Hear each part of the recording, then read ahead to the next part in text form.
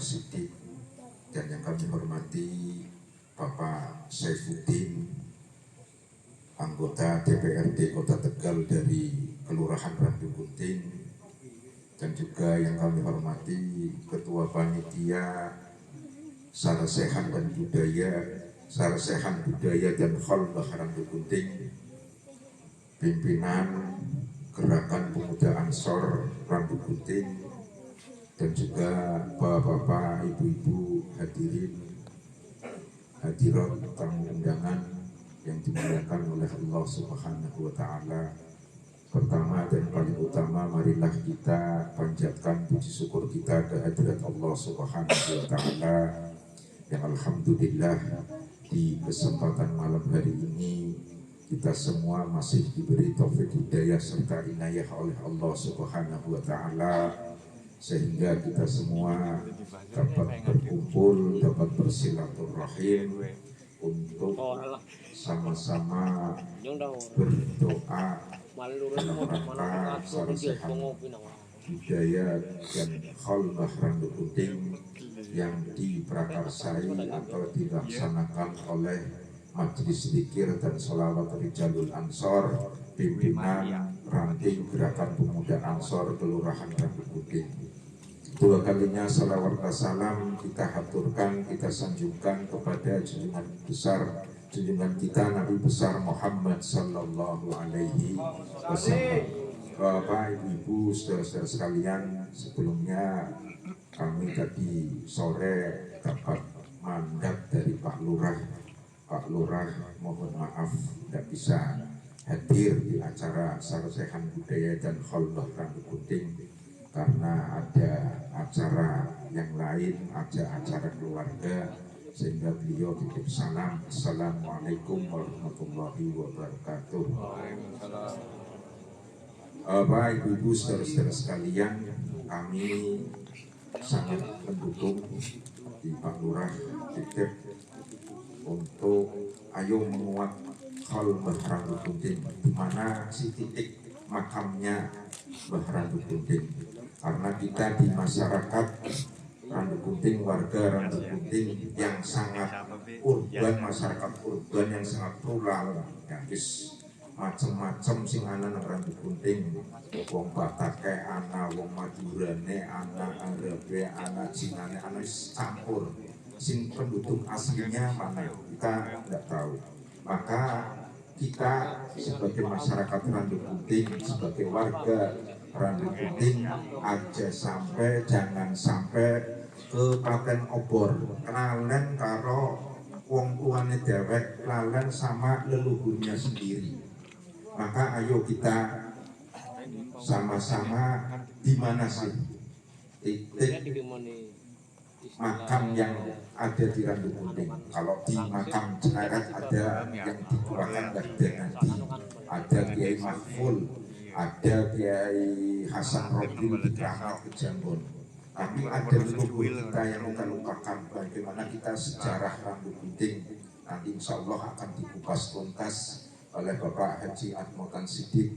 Nanti mungkin dari Bapak Haji Muharso, ya kalau kita lihat di Google masalah Randu Gunting, beliau juga sering menulis masalah sejarah Randu Gunting, Bapak Muharso. Nanti sisi agamanya nanti akan disampaikan oleh Gus Noval Fuad Hasim dari Cirebon. Sekali lagi kami atas nama Lurah Randu Gunting terima kasih yang sebesar-besarnya kepada masyarakat Randu Gunting, kepada khususnya Majelis Zikir dan Sholawat Rijalul Ansor, pimpinan Gerakan Pemuda Ansor Kota Tegal yang telah mengawali ini awal pertama. Karena insya Allah nanti dari Pak Dewan, Pak Saifuddin, itu kalau sudah terbentuknya akan kita buat joglo untuk makam, biar untuk bisa disiarai untuk kegiatan-kegiatan spiritual, kegiatan-kegiatan keagamaan. Insya Allah beliau Bapak Saifuddin siap mengawal untuk bisa adanya makam Randu Gunting.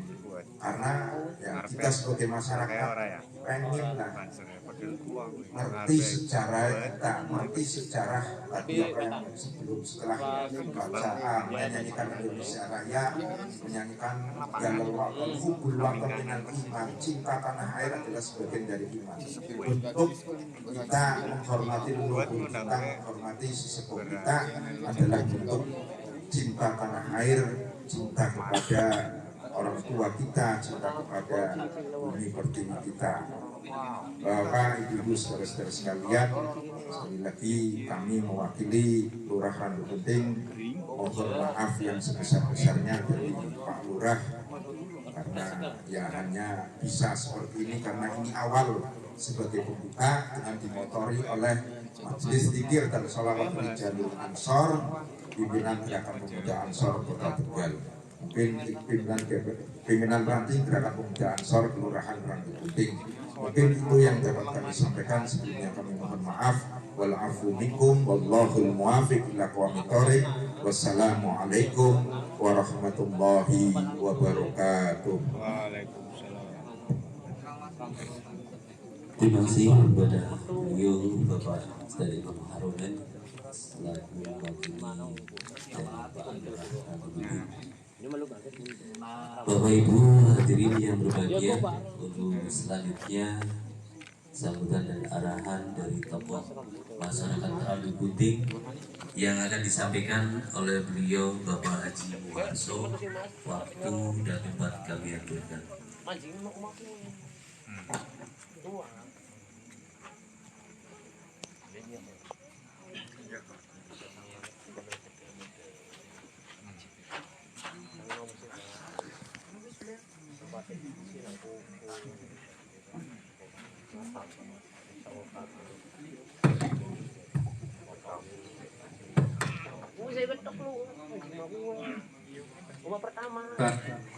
Waalaikumsalam.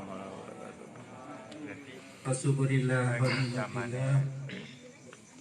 Aku emes jurit wong tua nang kono berarti kan ngene. Gerbang ya. Jejere ana wong tua.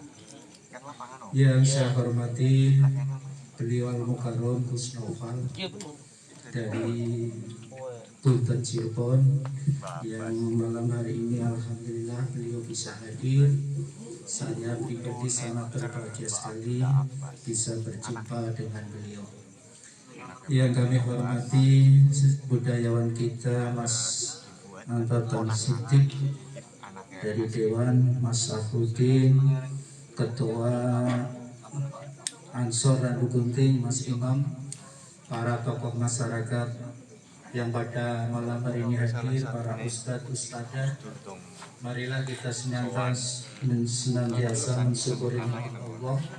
Alhamdulillah pada malam hari ini kita oleh Allah masih diberikan umur panjang, sehat walafiat, sehingga bisa hadir di acara yang menurut saya sangat penting sekali. Salawat dan salam semoga tercurahkan kepada junjungan kita Nabi besar Muhammad Sallallahu Alaihi Wasallam.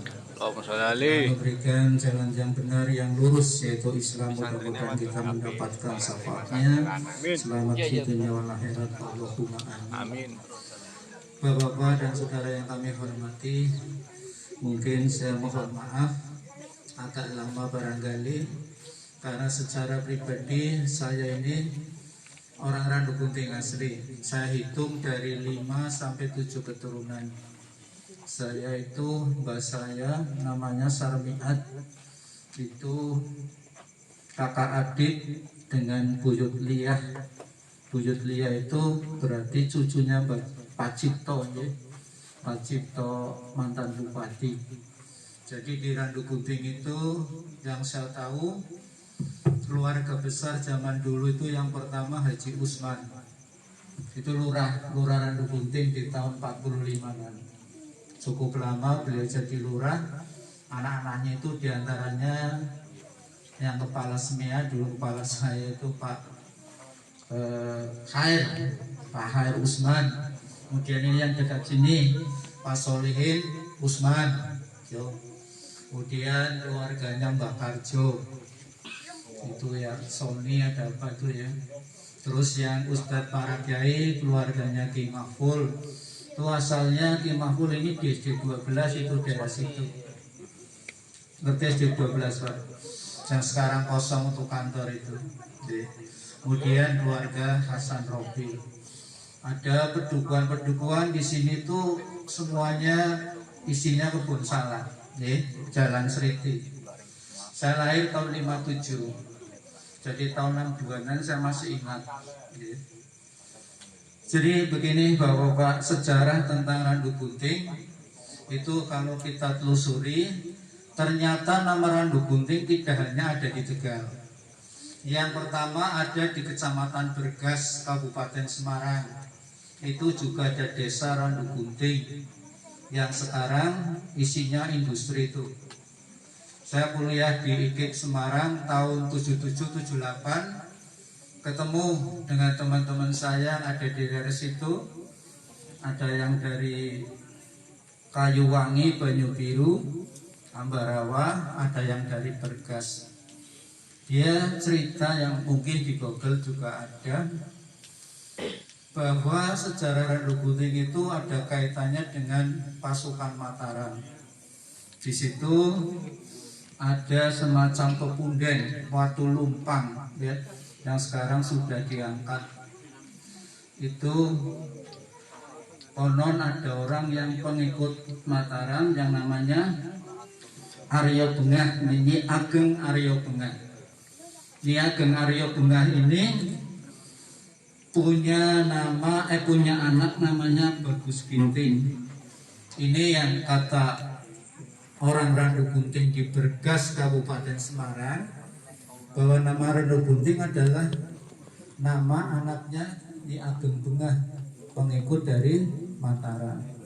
Namanya Bagus Ginting, kemudian berubah dinamai Randu Gunting. Yang kedua di Tegal ini, dan yang ketiga di Blora, di Cepu. Itu ada blok Pertamina yang namanya blok Randu Gunting.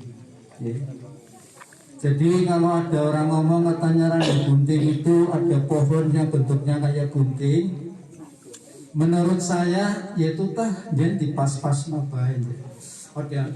Kalau menurut sejarah kebetulan tahun 98, alhamdulillah saya didatangi oleh Ki Jaroki, seorang kiai yang khos, yang luar biasa dari Gresik.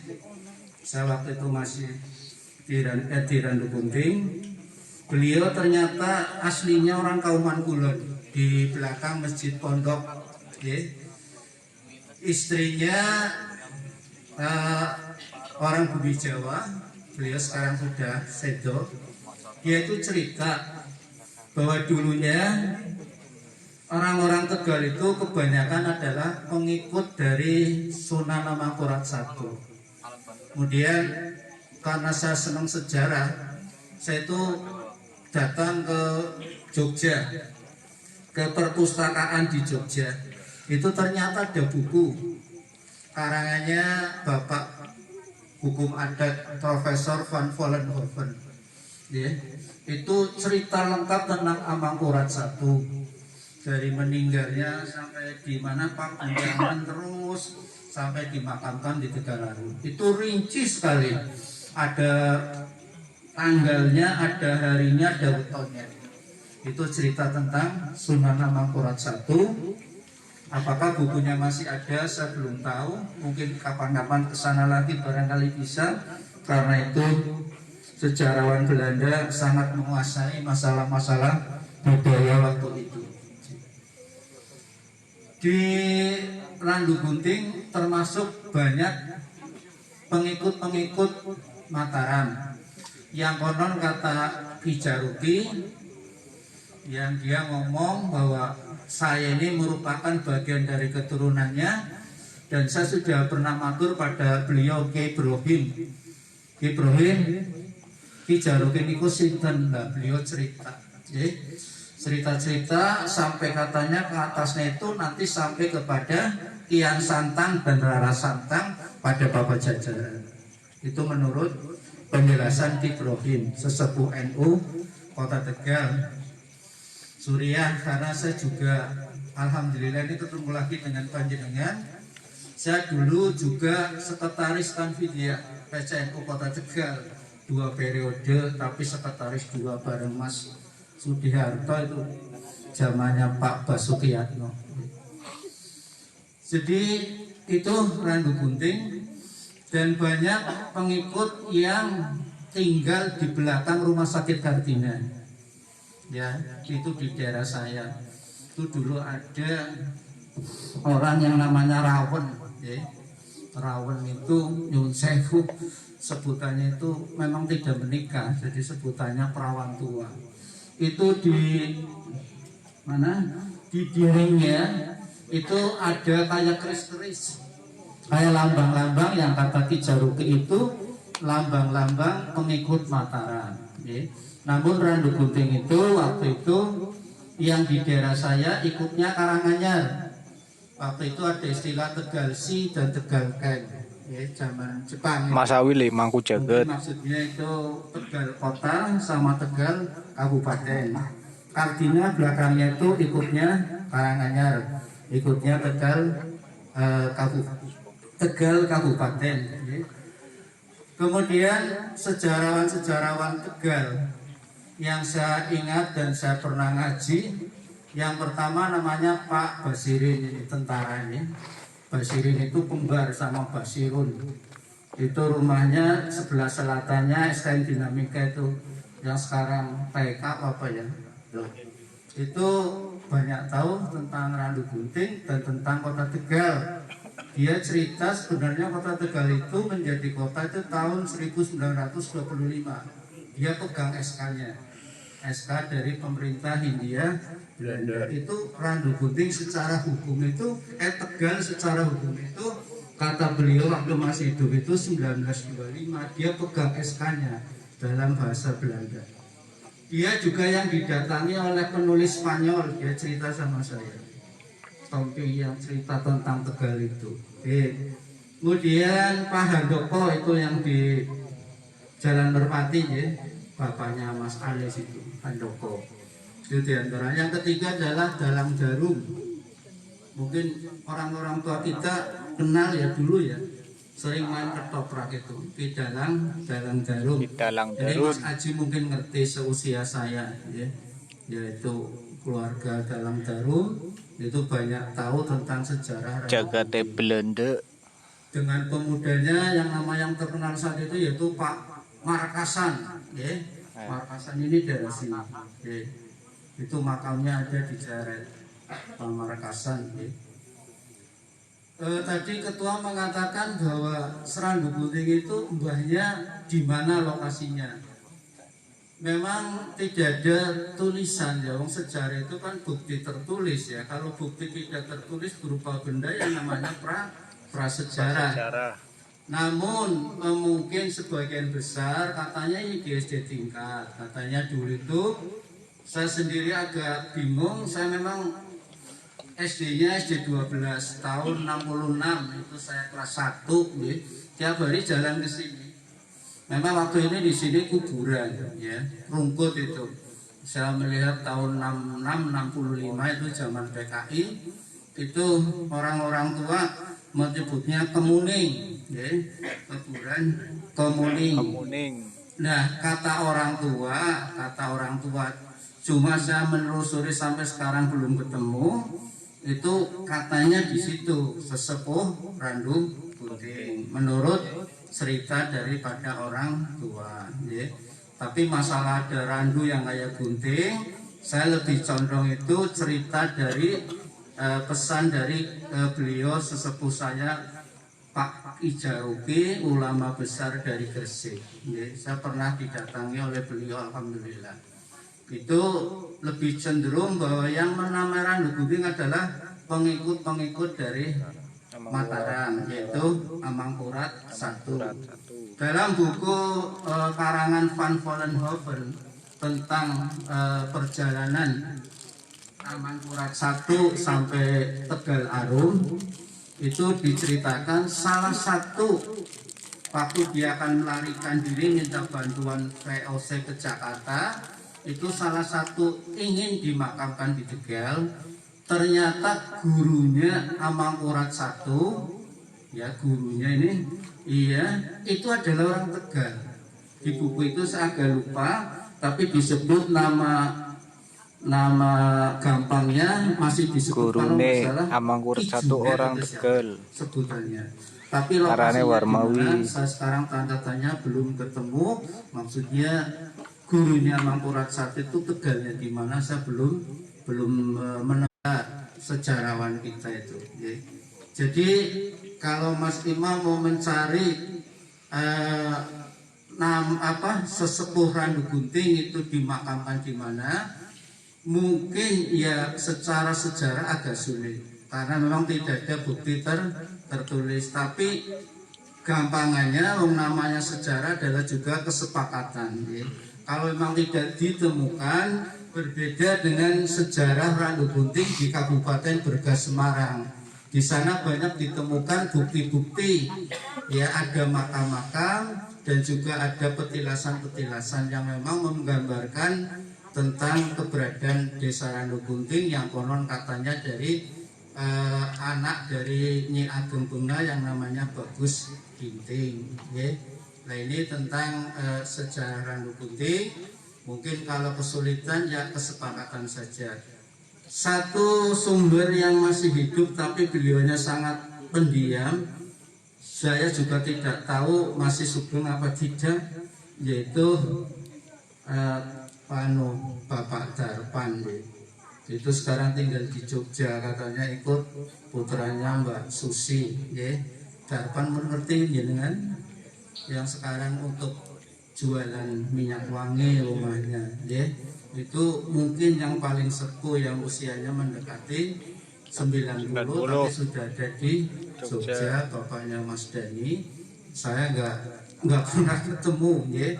Kadang-kadang saya kepingin tahu tentang sejarah Tegal, tapi memang Lurah Kasnan itu pernah menulis, ya, tapi sedikit saya baca bukunya tentang sejarah Randu Gunting, ya. Randu Gunting itu dulunya pedukuhan, ada Silayur, ada Gempol, ya, ada Cikret, itu pedukuhan. Karena dulu itu masih banyak sawah, jadi rumah itu gerombol, ya. Jadi rumah yang banyak itu Gempol, kemudian Cikret. Cikret itu isinya pendatang, Bapak Ibu. Orang aslinya sedikit. Cikret itu isinya pendatang dari Bumiayu. Dari apa itu Mas Anton yang jare wong isine wong sugih waktu itu, Bumiayu. Bukan Balai Pusuk, ya. Di antaranya itu Pak Juridin, Lontrong 13, ya. Itu orang Balai Pusuk. Terus yang jadi bapaknya yang nyalon wali kota dulu, ketua MUI. Bukan. Bukan. Kristanto itu mana bocah wingi. Lahir tahun 50 sih. Video sih bangsane wong lahir tahun 20. Ya Kristanto itu temennya kakak saya, jadi saya tahu termasuk besan. Namanya siapa yang pernah jadi ketua majelis ulama itu, keluarganya Basri, yang nyalon bapaknya Basri itu juga isinya orang-orang Balai Pusuk. Jadi Randu Gunting itu masih kelompok-kelompok, ya. Tegal Sari itu masih belum ada desa kalau boleh dikata, karena isinya bom, ya. Isinya bom. Mintaragen ya belum. Mintaragen itu kan ada di dekat pasar pagi. Kalau sekarang kan di Paki, ya. Paki itu baru kemarin ada perkampungan SMP 12 itu, karena saya bagian dari orang yang mendirikan SMP 12 itu sekitar tahun 80. Tahun 60 itu Tegal masih sepi.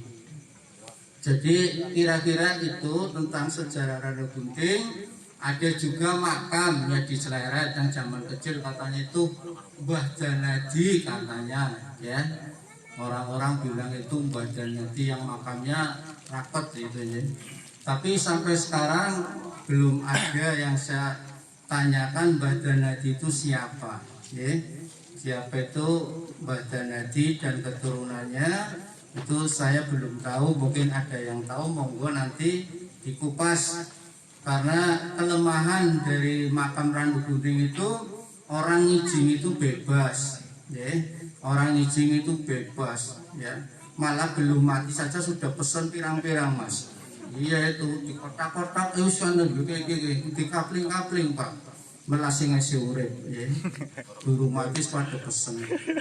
Jadi ketika orang bisa ngijing, kemudian keturunannya menamakan mbah, terus, ya nanti bisa jadi mbah bagi orang yang tidak tahu, kan begitu, ya. Tapi memang saya lebih cenderung Randu Gunting itu ada di daerah sini, ada di daerah Kemuning sini, mbah-mbah Randu Gunting itu, ya. Karena Randu Gunting itu sebuah kelurahan yang modern yang didesain oleh pemerintah Hindia Belanda. Jadi pemerintah Hindia Belanda itu bercokol di Randu Gunting itu membangun mulai dari SSS itu Adbiro Sepur kereta, ya, itu dengan ke selatan SMP 1. Karena saya dulu jadi kepala SMP 1, jadi saya tahu itu sejarah SMP 1, ya. Itu yang namanya sekolah mulo yang paling pertama di kota Tegal. Mulo itu setingkat SMP, ya. Yang boleh sekolah itu hanya raden-raden, rencekan orang lebu jadinya, ya. Paling orang nake camat, cara rendah lurah. Memang tak buka begitu. Murid-murid yang tahun 40, 49 di buku Indo itu ya anaknya wong pangkat kabeh. Waktu itu SMP 1. Nah, Randu Gunting ini satu kelurahan yang desainnya dari pemerintah Hindia Belanda. Ada salurannya, ada lontrongnya itu dibuat, Mas, lengkap. Maka Cikrik itu dulu hebat, ya. Karena orang bangun rumah itu tinggi, lontrongnya ada, jalan besarnya ada. Orang kayak saya wong gue rumah gue katilpan metu be kangenan, ya. Nasi madep malor, nasi madep ngidul, nasi dhuwur, nasi ender, ya. Dulu itu Randu Gunting teratur sekali, ya. Ada lontrong 1 sampai lontrong berapa itu 22, ya. Sampai lontrong 22 itu memang desainnya dari pemerintah Hindia Belanda, termasuk saluran-salurannya, ya. Dulu masih ada sawah sadem, ya, sebagai buangan air. Sekarang sedangkan sawah itu oleh rumah. Ya. Jadi ya bisa jadi banjir, ya. Jadi itu sekilas Randu Gunting yang saya tahu, saya alami dan cerita dari sesepuh. Karena dulu saya itu kalau ada pelajaran sejarah itu seneng orang karu-karuan, ya. Saya kalau umur 9 tahun ke senengnya kayak ini, Mas, ada tahlilan karo wong tua-tua, ya. Tahlil karo wong tua-tua, ya cerita macam-macam, sampai ada yang cerita Isadil itu mungkin sudah Trifai tahu, itu bapaknya Saknan itu yang gawe apa namanya kantor biro, ya. Katanya dibangun itu rampung biro itu 5 tahun. Dia itu cerita aku kayak gini, gitu, ya. Itu biro karena dulu kereta api itu stasiunnya mulainya di Pasar Pagi yang sekarang, terus dipindah, ya. Ya. Termasuk terminalnya pindah-pindah, Mas. Pertama isi nomor pinang gitu, Sari Hotel yang dia anak kan Sari gue itu dulu terminal, terus pindah nang sing saiki apa maneh Pasifik, pindah maneh nang Mangkulo. Niku stasiun juga dulu pindah-pindah. Konon pelabuhan zaman biyen Tegal gue nang BRI, ya, pelabuhan Tegal gue BRI. Karena gue nang kono isi dadi kali sing amba sing gede. Ya, itu mengapa di situ ada panggung, ya. Panggung itu kan tempat yang tinggi. Itu konon seperti itu, ya. Ini dari kupasan orang-orang tua, orang-orang Tegal yang pernah cerita kepada saya. Intinya begitu. Jadi saya senang sekali Mas Imam menyelenggarakan sarjana tentang Randu Gunting, asal usulnya, mbahnya nama siapa. Tapi yang lebih penting dari saya tadi sedikit-sedikit membuat geguritan, Mas Tansidik. Yeah. sejarah ojo dadi barang ingkang dibuang. Sejarah itu kahanan aku sing dadi kudu pepundhen. Ora mung kesimpen kanggo kemulai jaman sing usah mbok dibuang. Sejarah ojo nganti dadi kijing-kijing tua ingkang atis lumawa ing tanah. Dadio sejarah iku obore jaman, obor kang medangi ati kita, obor kang ati kang tentrem pasah dumateng ilahi.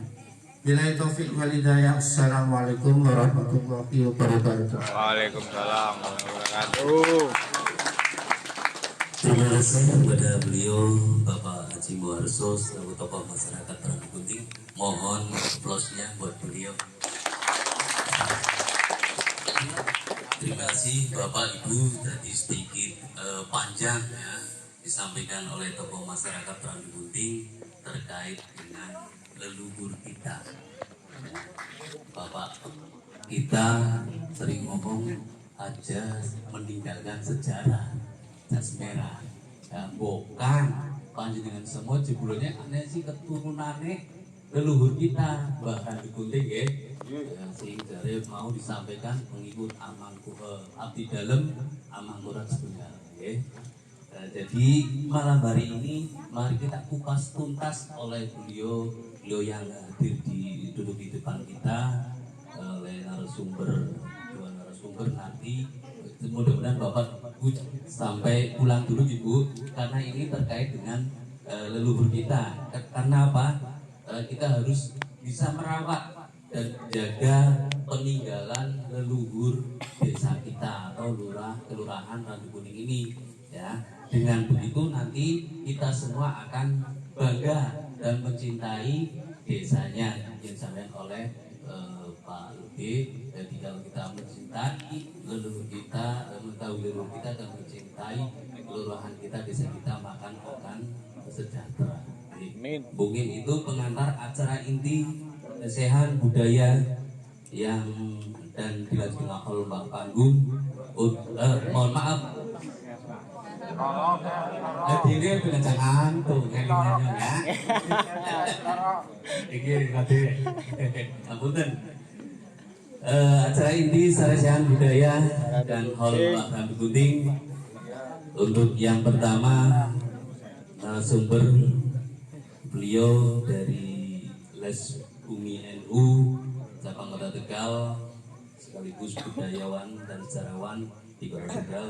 Kepada beliau Bapak Haji Atmo Tan Sidik, kepadanya kami haturkan Allahumma sholli ala Sayyidina Muhammad. Assalamualaikum warahmatullahi wabarakatuh. Bismillahirrahmanirrahim. Alhamdulillahirabbil alamin. Allahumma shalli ala sayyidina Muhammadin qamari wujudi hadzal yawm wa fi kulli yawmin wa fi yawmin ma'un sirran wa jahrun fid dunya wal ukhra wa ala alihi wa sahbihi wasallam. Qala Allah ta'ala fi kitabil karim, a'udzu billahi minasyaitonir rajim. Bismillahirrahmanirrahim. Laqad kana fi qasasihim ibratun lil albab. Sadaqallahu a'lim. Amma ba'du.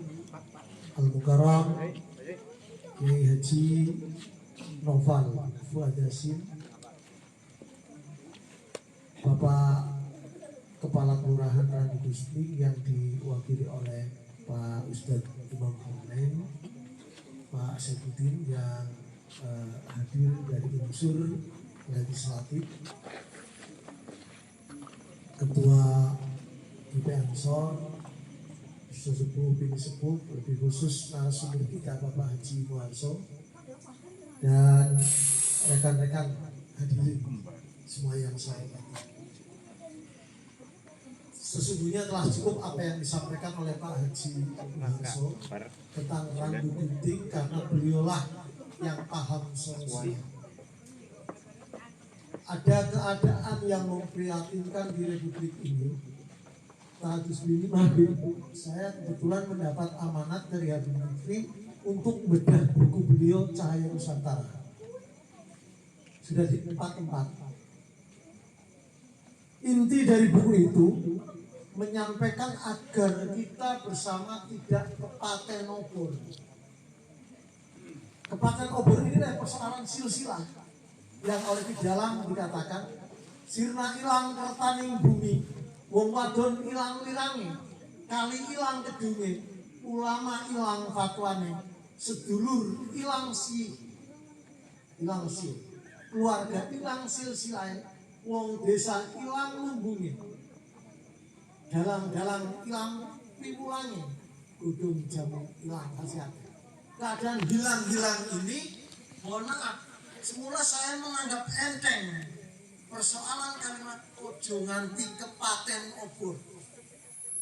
Tapi ayat yang saya setir sebagaimana ditegaskan di dalam surat Yusuf itu, Historia Vitae Magistra. Sejarah adalah guru kehidupan. Jangan melupakan sejarah. Historia Vitae Magistra. Sungguh disini menggunakan Latin. Pada kisah-kisah terdahulu terdapat satu yang bisa menjadikan satu diambil ibrah untuk orang-orang yang mau berhenti. Berbagai sudut pandang bisa kita terima karena untuk mengkaji sejarah bukan hanya ansih berbasis artefak, sumber-sumber fisik, nisan yang peninggalan di kuburan, jenis kayu-kayu yang ada, tapi unsur mentifak, wong desa dulu bilang 5 ya. Ketika jenengan di ijazah, ya, nggak musir santet, misalnya bahasa Jawa.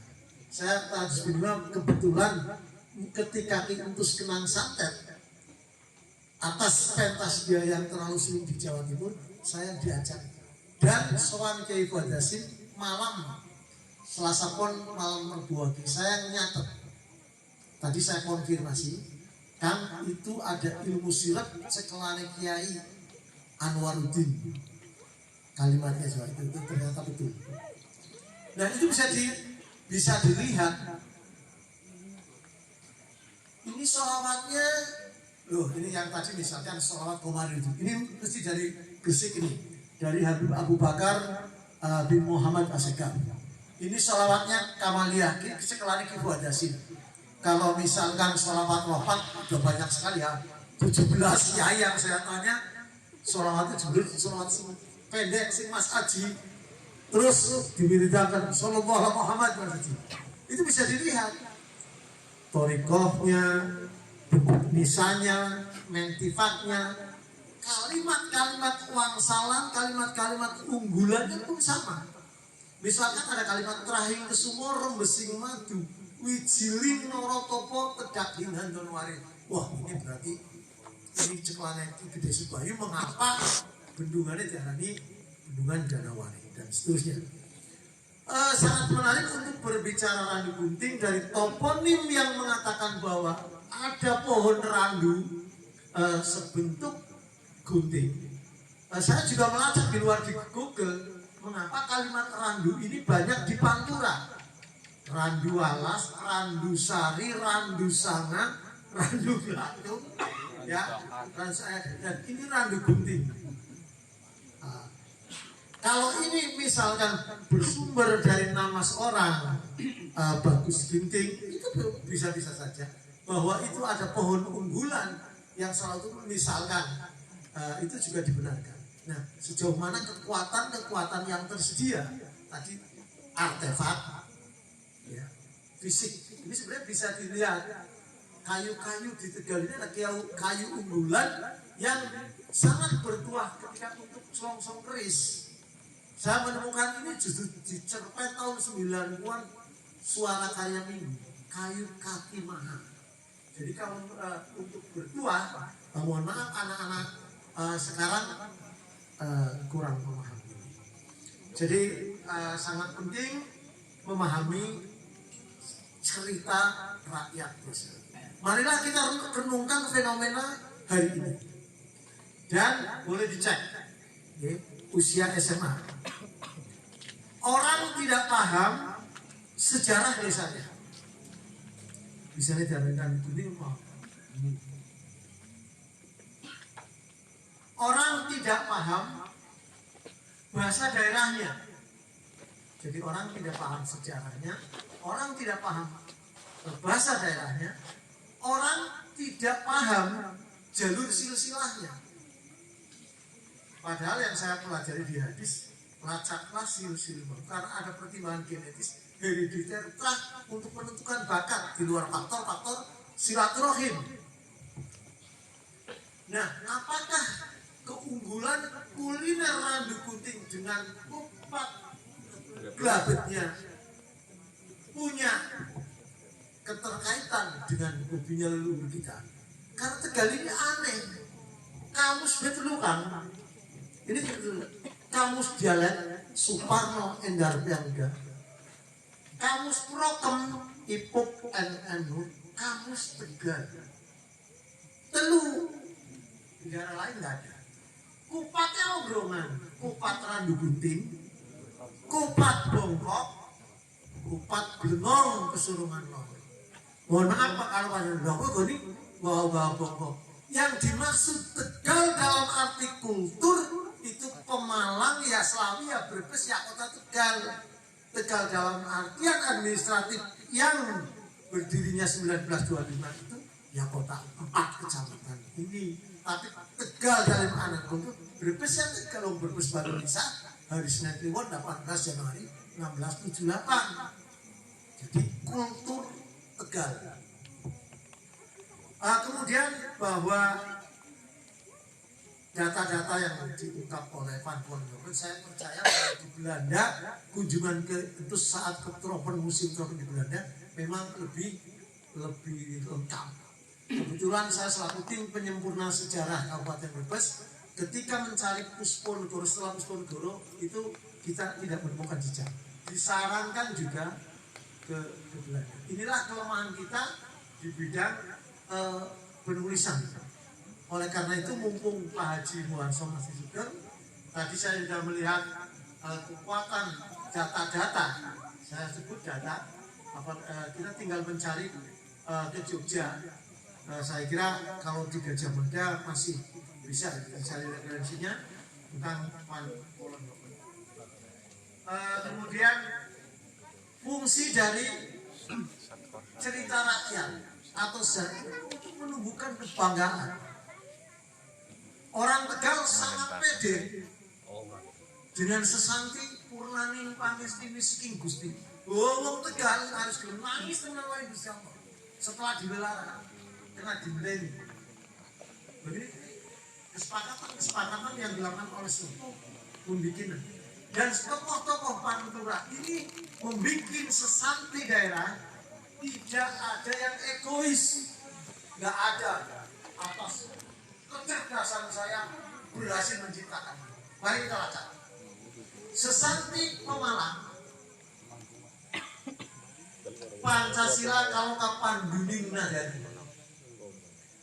Slawi, Jalmo Muluk Rasa Manunggal. Brebes, Mangesti Wicara Ebaing Praja. Kota Tegal, Purnaning Pangesti Wisiking Gusti. Apa yang bisa dilakukan? Hanya dengan kebersamaan tingkat tinggi, dengan pendekatan hablum minallah dan minanas yang intens, melakukan pendekatan ilmiah dan ilahiyah, hanya dimungkinkan lahir ide-ide cemerlang dengan kebersamaan yang tangguh. Silakan, betapa indahnya sesepuh-sesepuh kita dalam mengkondisikan sesanti yang saya husnudon. Ini bukan kalimat biasa, tapi hasil riyadhah sehingga memunculkan kalimat yang relatif bergizi. Silakan lihat doa-doa orang dulu. Ngaji ngulur pinter, jamaah ngulur bener. Endah bener pinter, sergap ngaji kalau jamaah. Mohon maaf, apakah gampang? Puisi-puisi wangsalan-wangsalan yang dibangun oleh leluhur kita, menurut saya setelah melalui tahapan riyadhah neng nungang itu krido suara yang tidak sederhana, meneng di tempat hening untuk merenung dan gerana masuk ke Gua Hiro di dalam konteks Oleh karena itu agak sedikit menyimpang, tapi dalam konteks hari ini marilah kita renungkan candraning alam hari ini. Ketika kejatuhan kemakmuran negeri Sabah, Allah mengutus delegasi tikus untuk menunduk kebarakahan orang yang kufur nikmat. Hari ini mulut kita dimasuri karena mulut kita mengatakan sesuatu yang tidak kita kerjakan. Keburu matan menambah hendak belum mengatakan. Lantas kita mengatakan dunia dalam genggaman, diperintahkan cuci tanganmu. Kemudian isolasi mandiri adalah keharusan kita masuk tadi untuk mengadakan muhasabah intensif, berpikir, memohon ampunan atas segala kelakuan yang tidak. Ini adalah persoalan bahasa alam.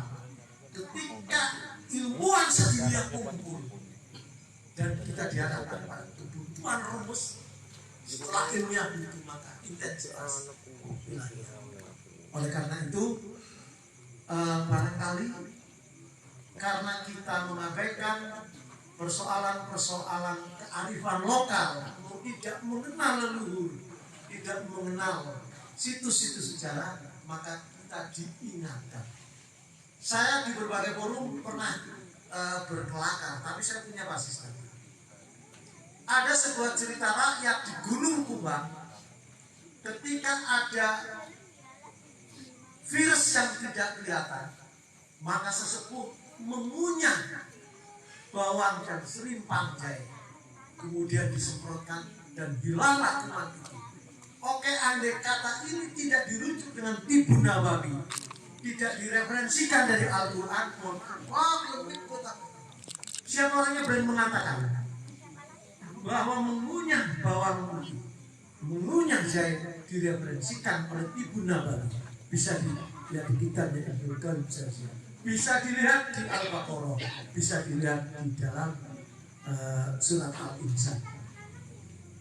Dan saya membeli buku tentang ensiklopedia herbal. Saya perhatikan langsung, betul nggak ini bawang tidak kenyang? Kemudian dengan air hangat saya kunyah, betul dahatnya keluar. Apakah kita berani menyepelekan bahwa ceritanya itu sepele? Ketika sudah dibuat juga di dalam tibu nabawi dan ada referensi ayat Qur'annya di Al-Baqarah 61 atau di surat Al-Insan ayat 17. Nanti bisa dikonfirmasi oleh Al-Karam Gus Noval yang secara terang kebetulan ketika saya menjabat kepala desa, saya pernah diajak oleh Kiai Subhan Makmur untuk melacak silsilah candar beliau. Saya diajak oleh Kiai Bodasin ke sebuah tempat. Saya melihat asam yang luar biasa. Di situ ditemukan putra dari Kiai Subhan Makmur dari jalur Kiai Alimuddin yang insya Allah sampai juga ke Sesari. Saya diajak langsung ke sana. Mudah-mudahan ini keturunannya bisa ngerok sekubulan juga. Ya, seberapapun kadarnya. Mohon maaf, saya sadar omongan ini dekat. Tanggal 8 Desember Sabtu malam Minggu, Kiai Fuad Hasim bersama Habib Lutfi dan Bupati ke rumah saya. Tahun 90. Saya waktu saya balik, berarti sekarang 31 tahun. Dan Lutfi langsung ngaku, ini ada makam karomah yang tidak terurus. Saya kaget betul. Ikut sanes makam hidup. Orang mau makam hidup menghadap kiblat arahnya. Lantas beliau sekarang gini aja. Diurut silsilahnya, ya kayak Pak Marsul. Dia minger nggak intens tidak mengurus masjid. Lebih seluruh keluarga ini ya yang mengurus masjid madrasah. Kebetulan kalau saya masih kenal seperti yang dia. Saya meskipun muda karena anaknya orang tertua di desa, saya masih kenal. Beliau bisa menguraikan bahwa ini ada jalur timur dan sebagainya. Nah, jadi saya yakin Pak Muharso sudah memberikan sinyal-sinyal. Nanti alat bantunya saya tadi sudah bisik-bisik.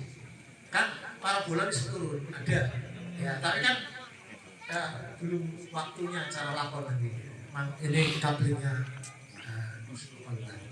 Jadi sangat penting sekali mengetahui sejarah daerah, sejarah desa. Mohon maaf, konflik wali kota dengan wakil sudah realitas berita. Mohon maaf, saya sambil sudah realitas berita. Semula isu, tapi ketika media lokal, regional dan nasional, saya langsung mengadakan satu kajian. Kota Tegal perlu dimuat. Orang langsung mau muat kan kayak berbau mistik. Lihat di kamus besar bahasa Indonesia halaman 1194. Luar itu upaya mengubah kerohanian, metodenya istighosa, saling menambah wayang, mau guyonan bermusik, silakan.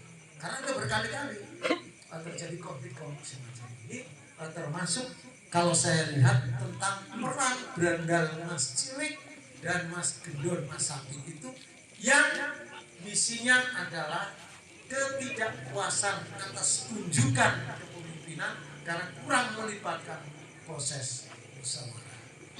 Ini makanya Tegal menjurat dari Randu Gunting. Top Randu Gunting. Tepuk tangan. Nah, asal kita jangan mengada-ada. Kalau ini sudah fakta, ya, sudah menjadi fakta. Mudah-mudahan nanti Kang Bapak bisa memberikan resepnya. Kami sebatas kemampuan yang ada sudah mengundang ikhtiar lahir sudah kita lakukan. Dan ini goda di tengah wali kota mendapatkan anugerah kebudayaan nasional, di tengah Kementerian Agama menciptakan teh tubruk Tegal harmonis, tubruk Tegal umat beragama yang rukun. Kita sedang di hadapan goda semacam. Ada apa? Saya mengatakan ini bukan peristiwa ilmiah, titik. Ilmiah sudah ada ini ada persoalan-persoalan yang bersangkut ilahiyah. Mumpung kita akan memasuki bulan Ramadan, kajian-kajian ini perlu disampaikan. Tegal, mohon maaf, kota yang sangat momok, diambil oleh siapapun. Mari kita lihat. Kue lakwa, ini mau bujuk. Kota ini Tegal. Dengan Aji Supyamin ketika dia dibegal, silakan dibawa semua. Tapi angin dipindah kembali. Raja Amarkurat I, makamkan aku di tepi guruku Ses lembah mana. Dan pusaka-pusaka ampuh dari keraton. Mohon maaf, kalau ini ditulis oleh sembarang sastrawan, ini barangkali apalagi orang Tegal bisa barangkali mengada-ada.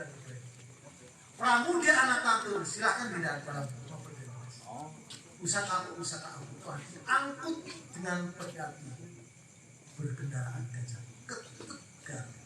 Maka saya bingung ketika awal saya bersilaturahim, saya belum tinggal di Tegal, melihat pusaka-pusaka yang ada dimiliki oleh Ki Ibrahim. Loh, Tegal kok ada pusaka semacam ini? Mohon maaf, saya tidak berminat mempelajari pusaka, tapi ketika menjadi anak kos di lembaga Japanologi ada kajian metalurgi terhadap keris, sehingga waktu itu saya niatnya ngurus snack, paham ya? Anak kos ya, tapi di sini milik Raja Rektor semua membawa pusakanya selama 3 hari. Loh, ini di Tegal kok ada pusaka-pusaka sepuh semacam itu. Jadi inilah yang perlu banyak dikaji kita agar tidak paten obor.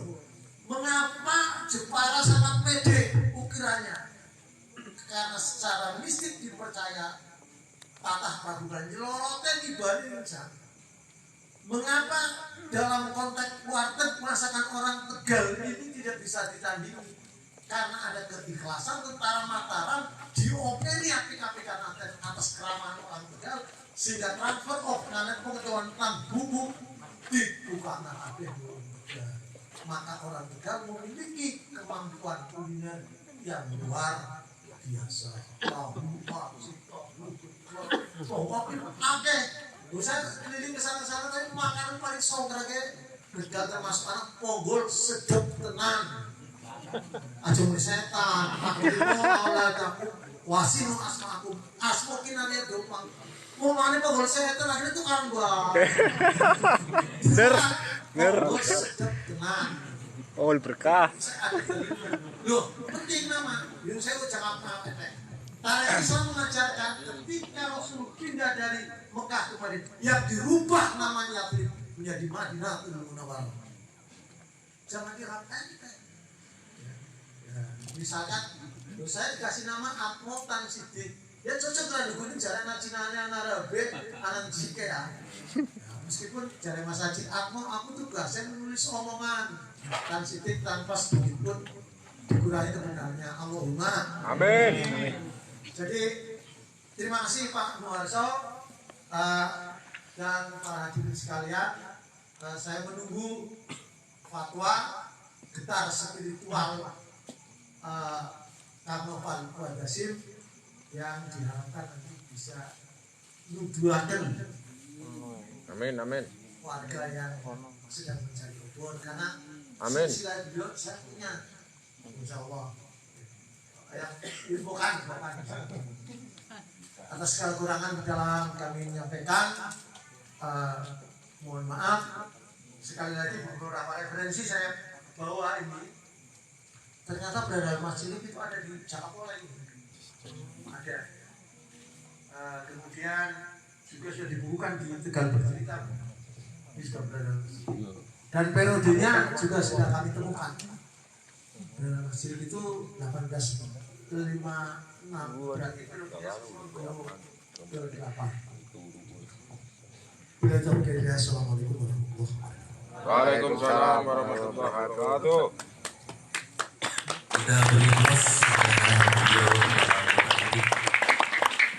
terima kasih sudah disampaikan. Jangan sekali boleh mati artinya sejarah tidak pernah benar Jam sangat mengucapkan selamat tinggal cilik tapi nemen ora katon. akan berkata sampai jumpa lagi. Untuk itu pada narasumber yang kedua kepada beliau Bapak Kiai Haji Naufal Fuad Hasim atau terkenal dengan Gus Naufal, kepada beliau kami aturkan Allahumma sholli ala Sayyidina Muhammad. Allahumma sholli alaihi. Assalamualaikum warahmatullahi wabarakatuh. Waalaikumsalam warahmatullahi wabarakatuh. Alhamdulillahirrahmanirrahim. Wa bihi nasta'in ala umuri dunya waddin. Wassalatu wassalamu ala sayyidina Muhammadin khatamin nabiyyin wa ala alihi wa sahbihi ajma'in. Amma ba'du. Para sepuh, para kiai, para ustaz, wabil khusus Pak Muharso selaku wong kang apal repor ning silsilah Randu Putih. Ingkang kula hormati senior kula Pak Atmo Tan Sidik. Sebab ketika Pak Atmo jadi kepala desa kula yang masih alia, jadi ataupun kane senior, termasuk ketika Pak Atmo nyambutaken buku tengkulo 3 buku sampai sekarang belum saya kembalikan. Sebab kula gak ada prinsip sebut butuh wong iku wong kang disili buku tulis dinakaken ngoten.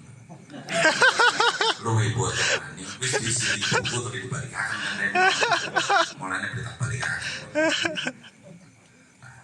Ingkang kula hormati juga Pak Lurah yang dalam hal ini diwakili oleh sahabat saya Kang Ustaz Imam Haramain, dan juga ini kalau menyebutnya senior tak keprinan sebab tadi anggota DPRD dingin pula ya bagian lalu itu tua tapi tak ada junior yang kan saya Putin yang alhamdulillah pada saat ini adalah memang legislatif Kota Tegal, dan yang saya hormati juga pemerintahan Kota Tegal baik sipil maupun militer, juga bapak-bapak dan ibu-ibu, sahabat-sahabat Ansor, Bansar, mungkin ada pengurus NU juga. Saya sangat bangga dengan panjenengan semua, khususnya Ansor Bansar, sebab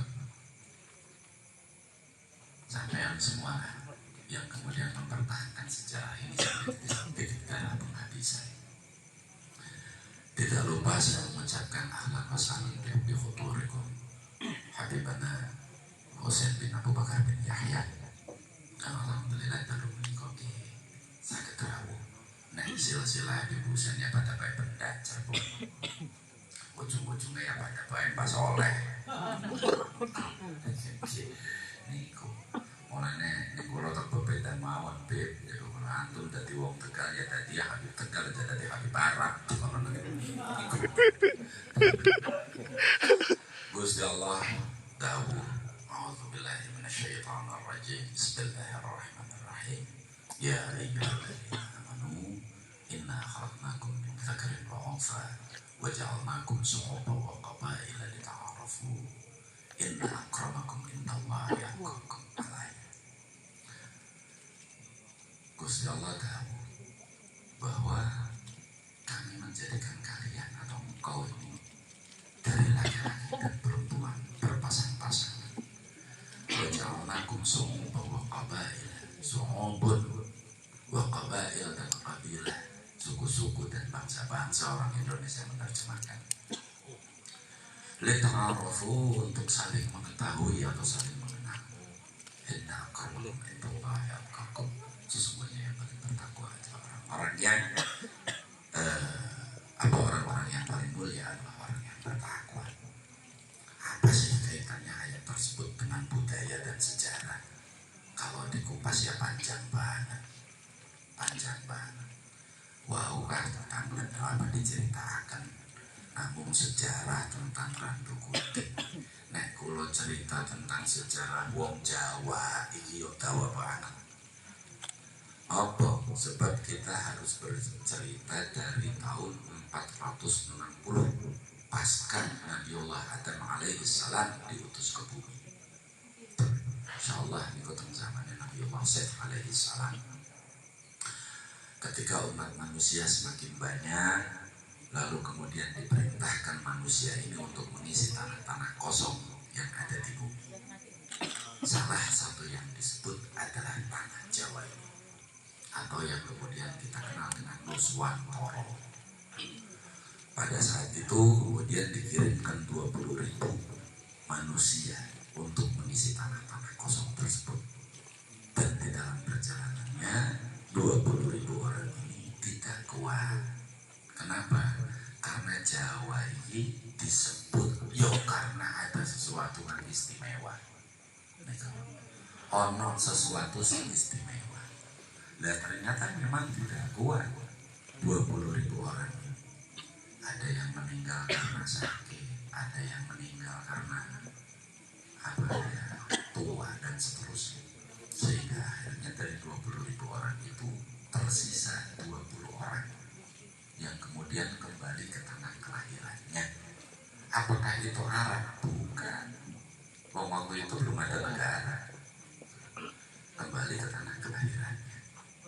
Lah, kemudian di dalam perkembangan berikutnya, di zaman Nabiullah Nuh alaihissalam, pasca banjir bandangnya Nabiullah Nuh alaihissalam, Yafir yang notabene adalah putra dari Nabi Nuh, diperintahkan juga untuk kembali mengisi tanah-tanah kosong yang ada di bumi. Dan lagi-lagi yang disebut adalah tanah Jawa. Artinya perintah untuk mengisi tanah Jawa itu adalah meneruskan perintahnya Nabiullah Adam alaihissalam untuk mengisi tanah Jawa, mengisi tanah bumi-bumi kosong yang ada di bumi, tanah-tanah kosong itu. Nah, inilah keturunan dari Yafid, inilah cikal bakalnya orang Jawa. Karena apa? Setelah dikirimkan 20.000 orang dari zamannya Yafid ini, inilah kemudian yang menciptakan kehidupan masyarakat berkembang biak, beranak pinak, bercikal bakal, apa gampangnya? Yowis jadi tambah akeh ngono. Itu dari senjata itu. Otomatis temriku menggunakan atau menganut akidah tauhidnya Nabiullah Adam alaihissalam. Sebab apa? Tauhidnya Nabi Nuh ya tauhidnya Nabi Adam. Nah, salah satu kan kemudian sering dari perdebatan tentang wong Jawa, ini masalah sajen. Sajen. Sebab hakikatnya kalau kita kembali kepada persoalan sajen ini apa? Kita harus ingat di zaman Nabiullah Adam alaihissalam, Gusti Allah memerintahkan Qabil dan Habil untuk membawa hasil bumi dan hasil ternaknya ke suatu gunung. Apa bedanya kalau saja? Ayo, iya. Jadi, lah di dalam perkembangan berikutnya terus berkembang, orang makin banyak dengan tetap menggunakan akidah atau tauhidnya Nabiullah Adam alaihissalam, tauhidnya Nabi Nuh alaihissalam. Pada tahun 630 sebelum Masehi, kemudian lahirlah Siddhartha Gautama di tanah India. Nah, inilah kemudian Siddhartha Gautama yang kemudian membawa ajaran faham tentang adanya kuasa di atas kuasa manusia. Kancare wong Hindu Buddha disebut kuasanya Sang Hyang Widiwasa. Lah, perkembangan di dalam perkembangannya Hindu Buddha ini kemudian masuk ke tanah Jawa dan bisa diterima dengan baik oleh masyarakat Jawa. Kenapa? Karena mirip apa? Mirip Islam yang mempercayai anane kuasa di atas kuasa manusia. Akidah Nabi Adam yang mempercayai anane kuasa di atas kuasa manusia. Akidah Nabi Nuh yang mempercayai anane kuasa di atas manusia. Hindu Buddha mempercayai anane kuasa kuasa di atas kuasa manusia. Akhirnya apa? Hindu Buddha bisa mudah diterima oleh masyarakat Jawa.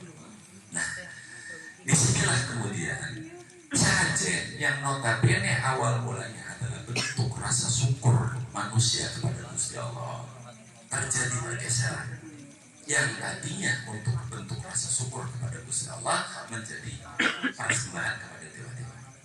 Inilah terjadi perubahannya di sini. Nah, ada yang ngomong apa? Oh itu gini karena tidak memahami akal sejarah. Artinya apa saja tidak semuanya menyimpan. Kenapa? Karena saja awal mulanya perbedaannya dengan apa yang dilakukan oleh Qabil dan Habil itu hanya persoalan bahasa. Hanya persoalan bahasa. Indonesia nyebutnya mobil, wong Inggris nyebutnya car. Gitu. Gitu. Wong Indonesia nyebutnya kebo, wong Inggris nyebutnya buffalo. Gitu. Jadi hanya persoalan bahasa itu sebenarnya. Nah, terjadi pergeseran itu setelah turunnya Hindu dan Buddha di Indonesia.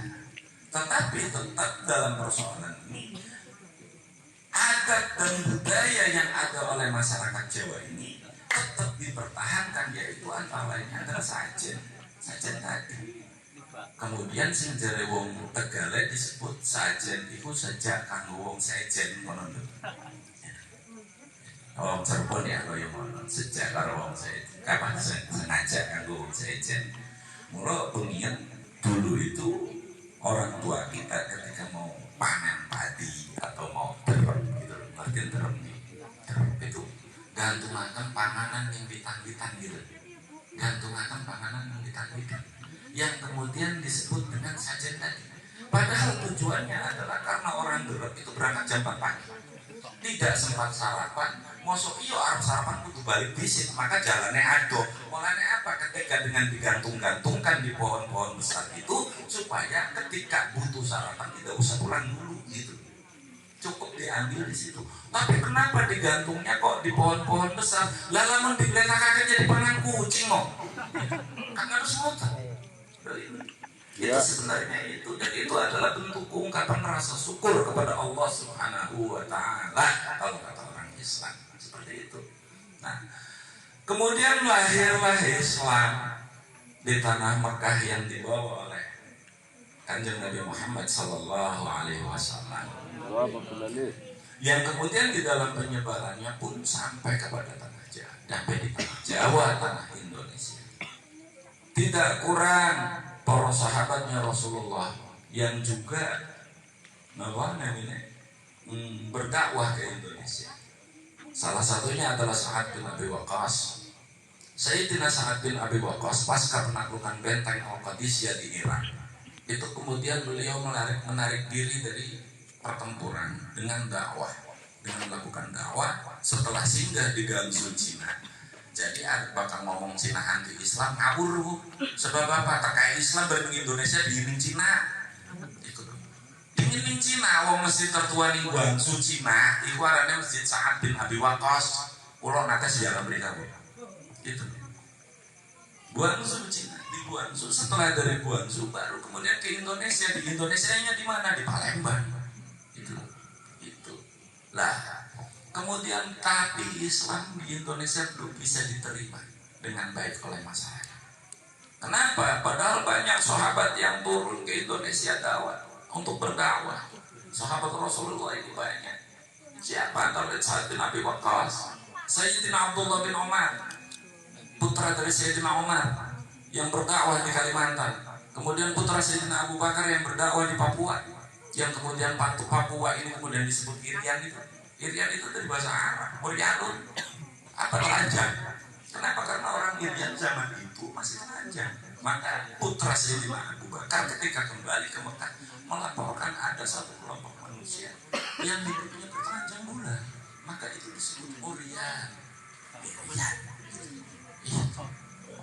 Itu. Akhirnya masuk Islam barulah kemudian. Maka Islam ini sebenarnya sudah sangat lama di Indonesia. Kalau ada yang mengatakan lahir masuknya tahun 14-an abad ke-14 ya kata saya lebih dari itu. Kenapa? Wong zamannya sahabat Rasulullah. Gitu. Nah, kemudian di dalam perkembangannya karena Islam tidak bisa diterima, belum bisa diterima oleh masyarakat Jawa. Sebabnya antara lain karena masyarakat Jawa sudah memiliki kepercayaan atau kapitayan. Kalau bahasa orang dulu nyebutnya kapitayan. Kapitayan itu kepercayaan. Apa kepercayaannya? Yaitu tadi adanya kuasa di atas kuasa manusia, yaitu kuasa karena pengaruh Hindu Buddha disebut kuasa Sang Hyang Widi gitu. Nah, tapi kan sebelum Nabi Muhammad kan ada nabi-nabi terdahulu.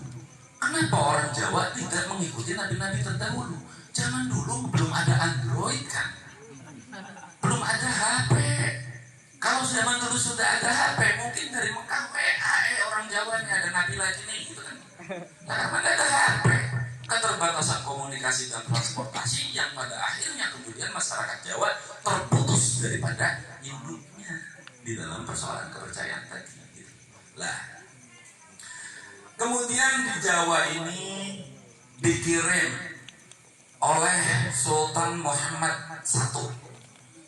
Dikirim serombongan ulama untuk berdakwah Islamiyah di Indonesia, di Nuswantoro ini. Waktu itu belum Indonesia, masih Nuswantoro. Kan? Kenapa?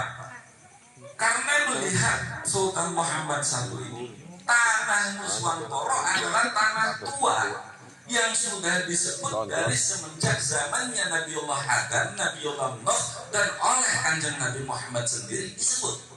Maka penting bagi Sultan Muhammad I untuk mengutus ulama berdakwah Islam di Indonesia.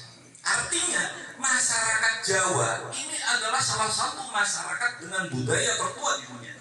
Bukan hanya suku Maya dan suku Inka doang.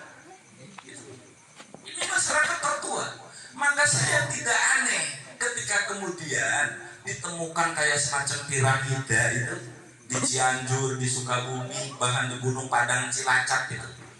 Saya nggak aneh. Bahkan piramida itu disinyalir lebih tua daripada piramida Giza yang ada di Mesir. Ya sangat mungkin. Bahkan wakilah dalam satu penemuan, dalam satu penelitian, ketika ditemukan perahunya Nabiullah Nuh alaihissalam, artefak perahunya Nabi Nuh alaihissalam yang kebetulan berada di Syria, dan kebetulan ada ipar saya ini adalah lulusan Syria, dan betul melihat ke sana bahwa ada satu gunung tapi ada ruangan-ruangan kayak kamar di dalamnya, dan seratnya itu kayak serat kayu. Dan ternyata ketika diteliti oleh para peneliti, yang cocok serat kayunya adalah jati Jawa. Itu yang cocok itu jati Jawa. Lah, artinya di sini menunjukkan betapa tuanya sebenarnya budaya Jawa ini. Itu betapa tuanya. Itu. Lah, di Jawa ini kemudian di dalam perkembangannya ada yang namanya Sang Hyang Wismoyo Jati. Ya. Sanghyang Ismoyo Jati ini yang kemudian dikenal dengan sebutan Semar Badranaya atau Sabdo Palon. Itu. Lah, ketika kemudian para ulama ini dikirim ke Jawa untuk mendakwahkan Islam di Indonesia, nah, Islam belum bisa diterima. Sehingga Syekh Ahmad Subakir, kita mengenalnya Syekh Ahmad Subakir ya, padahal itu namanya Syekh Syamsuddin Al-Bakir Al-Farsi. Beliau seorang habib keturunan Rasulullah itu. Itu Al-Bakir itu adalah fam. Nah itu di situ yang kalau jare wong Jawa disebut bertapa, yang cara Islam disebut tafakur.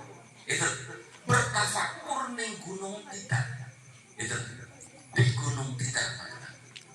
Di dalam tafakur itu kemudian Syekh Ahmad Subakir diperintahkan atau mendapat ilham, diperintahkan untuk menanam batu hitam yang dibawanya dari tanah Persia untuk ditanam di Gunung Tidar. Lah ini yang kemudian terjadi penyimpangan dan pergeseran. Karena yang ditanam batu hitam oleh dukun-dukun dicari cocokologi gitu. Iya, apa kan kira-kira ireng bunder kayak watu ki apa ndas ya ngono. Akhirnya kok kagak jembatan sing ditumbalaken ndas wong kan kayak ngono. Jare dukun kuwi. Gitu. Ya. Akhirnya apa? Di situ kemudian Sanghyang Ismoyo Jati itu menampakkan dirinya. Bertanya kepada Syekh Ahmad Subakir, engkau siapa wahai Kisana? Syekh Ahmad Subakir menjawab, saya Syamsuddin Al-Bakir Al-Farsi. Ada apa engkau kesini? Syekh Ahmad Subakir bertanya dulu, engkau siapa? Kata Semar Badranaya, saya Sanghyang Ismoyo Jati. Aku adalah Pangemong Satrianing Tanah Jawa. Pangemong Satrianing Tanah Jawa. Wong zaman sekian ngerti beli bahasa mungkin ngono. Setengah ngerti. Pangemong Satrianing Tanah Jawa kalau bahasa Indonesianya adalah pengasuh para kesatria Tanah Jawa. Itu. Pangemong Satrianing Tanah Jawa. Engkau kesini mau ngapa? Mau apa? Syekh Ahmad Subakir menjawab, saya diutus oleh Sultan Muhammad I untuk menyebarkan kepercayaan agama Islam. Ingat garis bawahi ya, menyebarkan. Ya. Pertama Syekh Ahmad Subakir mengatakan menyebarkan agama Islam, menyebarkan garis bawah itu, untuk menyebarkan agama Islam di tanah Jawa ini. Kata Sanghyang Ismoyo Jati, aku adalah Pangemong Satrianing Tanah Jawa yang bernama Sanghyang Ismoyo Jati, dan di dalam Hindu Buddha aku bernama Semar Badranaya. Dan sekarang di zaman Majapahit aku menjadi Sabdo Palon. Itu. Kata Sanghyang Ismoyo Jati, kalau sampean dan sahabat-sahabat sampean itu ke Jawa mau menyebarkan kepercayaan yang sampean bawa dari Arab, sampean salah alamat. Wis gampang kayak mana? Sampean salah alamat. Kata Syekh Ahmad Subakir naik cara tegal, si ader, si kok bisa nih salah alamat gitu. Akhirnya dijelaskan oleh Sanghyang Ismoyo Jati bahwasannya masyarakat Jawa ini sudah memiliki kepercayaan gitu. Masyarakat Jawa ini sudah memiliki kepercayaan yang secara turun-temurun sudah berlangsung berabad-abad, bermasa-masa, dari zaman sekian sampai zaman sekian. Akhirnya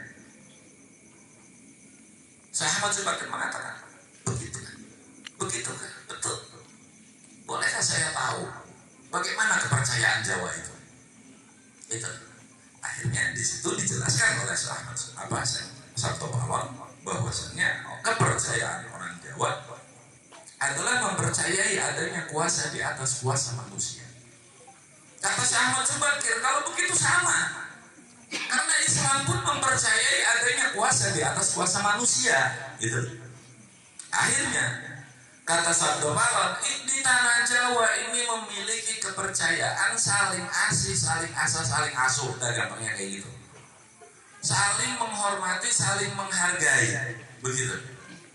Akhirnya kemudian kata Syekh Ahmad Subakir, Pak, kalau begitu sama, Islam pun mengajarkan hal yang sama.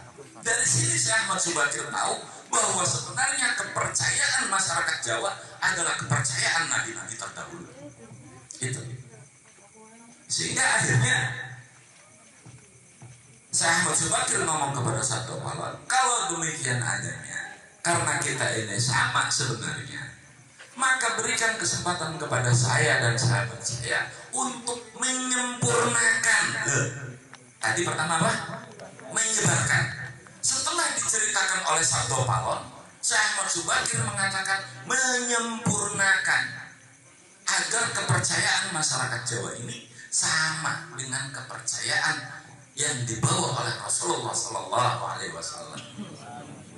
Akhirnya di sini Sabdo Palon mengatakan, baik ya Syekh, kalau demikian adanya, saya beri kesempatan kepada engkau dan sahabat-sahabat engkau untuk mengajarkan kepercayaan yang engkau bawa dari Arab dengan 4 syarat. Pertama, jangan memaksa, jangan ada paksaan kepada masyarakat Jawa untuk mengikuti kepercayaan yang engkau bawa dari tanah Arab. Sahabat Subakir setuju. Syarat yang kedua, karena engkau orang Arab, jangan engkau rubah budaya Jawa menjadi budaya Arab. Gitu. Sahabat Subakir setuju. Setuju. Syarat yang ketiga, apabila nanti ada kerajaan-kerajaan, maka harus ada persilangan. Apabila rajanya Hindu Buddha, maka patinya harus Islam. Kalau rajanya Islam, maka patinya harus Hindu atau Buddha. Itu. Sahabat Subakir lagi-lagi setuju. Syarat yang keempat, karena engkau orang Arab dan sekarang ada di Jawa, jadilah engkau orang Jawa, jangan jadi orang Arab gitu. Sahabat Subakir lagi-lagi setuju. Dan syarat yang kelima, apabila nanti kepercayaan engkau tidak mampu mensejahterakan masyarakat Jawa khususnya, maka aku akan datang lagi dengan membawa guru-guru gitu. Nah itu syarat yang kelima, Syekh Ahmad Subakir tidak menyetujui. Syarat yang pertama, Syekh Ahmad Subakir setuju. Setuju kenapa? Tidak ada paksaan kepada kepercayaan yang engkau bawa kepada masyarakat Jawa. Syekh Ahmad Subakir setuju. Setuju, ada dasarnya, ada apa? La ikraha fid din. Tidak ada paksaan dalam agama. Syarat yang kedua, engkau jangan merubah budaya masyarakat Jawa menjadi budaya Arab. Syekh Ahmad Subakir setuju. Kenapa? Karena dawuhnya Allah tadi, inna khalaqnakum min dzakarin wa untha wa ja'alnakum syu'uban wa qabaila lita'arafu inna akramakum indallahi atqakum. Bicara su'ubun itu adalah jamak dari su'bun. Su'bun itu artinya cabang atau ranting. Kalau diartikan di dalam manusia, maka itu adalah suku-suku bangsa-bangsa. Bicara suku-suku bangsa-bangsa, maka pasti terjadi perbedaan budaya. Maka perbedaan budaya adalah sunnatullah. Itu. Jangankan antar negara, wong Tegal Selatan dengan Tegal Utara aja beda budayanya. Betul kan? Perbedaan budaya adalah sunnatullah. Maka Syekh Ahmad Subakir setuju. Syarat yang selanjutnya, jangan ada, apabila ada kerajaan-kerajaan, maka harus terjadi persilangan. Syekh Ahmad Subakir setuju. Kenapa? Karena pada saat itu Islam belum ada, dan itu adalah merupakan kehormatan orang Jawa kepada Islam. Pahami itu. Betapa menghormatinya orang Jawa terhadap Islam. Padahal pada saat itu Hindu Buddha di Indonesia sudah sangat luar biasa, tapi masih bisa menghormati perbedaan, sehingga kemudian memberikan kesempatan kepada orang Islam yang notabene masih sedikit untuk diberikan ruang menjadi patih atau rajanya. Maka kalau orang Jawa sekarang tidak mengenal budayanya, toli gontok-gontokan baik, itu pribinasale kalau itu. Nah, kemudian syarat yang keempat, karena engkau sekarang ada di Jawa, sementara engkau orang Arab, maka jadilah engkau orang Jawa, jangan jadi orang Arab. Saya Ahmad Subakir setuju.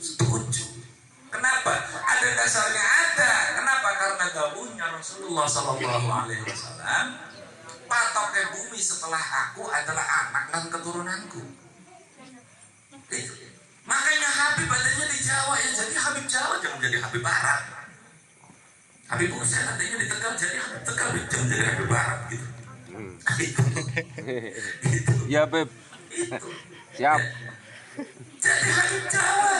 Habib adanya Tegal. di Sunda, jadilah Habib Sunda, jangan jadi Habib Barat. Itu. Adanya di Semarang, jadilah Habib Semarang, jangan jadi Habib Barat. Itu. Dan saya Ahmad Subakir setuju. Kenapa sebabnya?